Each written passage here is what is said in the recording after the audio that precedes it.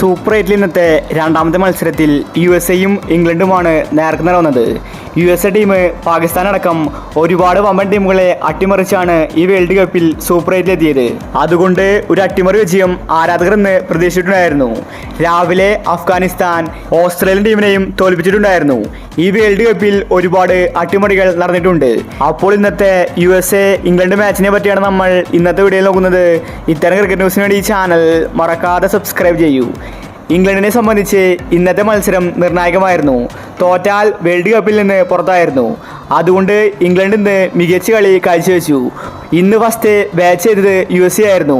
അവർക്ക് തുടക്കം തന്നെ പിഴയ്ക്കുന്ന കാഴ്ചയാണ് കാണാൻ സാധിച്ചത്. കളിയുടെ ആദ്യ ഓവറിൽ തന്നെ വിക്കറ്റ് പോയി. പിന്നീട് അങ്ങോട്ട് USA ടീമിൻ്റെ വിക്കറ്റുകൾ ചറപറ പോകുന്ന കാഴ്ചയാണ് കാണാൻ സാധിച്ചത്. എങ്കിലും USA ടീം പിടിച്ചു നിന്നു. പക്ഷേ ഇംഗ്ലണ്ട് അപ്പോഴേക്കും USA ടീമിനെ എറിഞ്ഞിട്ടു. 18 ഓവറിൽ 115 റൺസിന് USA ടീം ഓൾ ഔട്ടായി. പിന്നീട് സെക്കൻഡ് ബാറ്റിങ്ങിന് ഇംഗ്ലണ്ട് ഇറങ്ങി. ഇംഗ്ലണ്ടിന് മികച്ചൊരു തുടക്കമായിരുന്നു ഇന്ന് ലഭിച്ചത്. സാൾട്ടും ബട്ട്ലറുമാണ് ഇന്നിങ്സ് ഓപ്പൺ ചെയ്തത്. രണ്ടുപേരും ഓപ്പണിങ്ങിൽ അടിച്ചു കളിച്ചു. ബട്ട്ലർ വെടിക്കെട്ട് ബാറ്റിംഗ് ആണ് കാഴ്ചവെച്ചത്.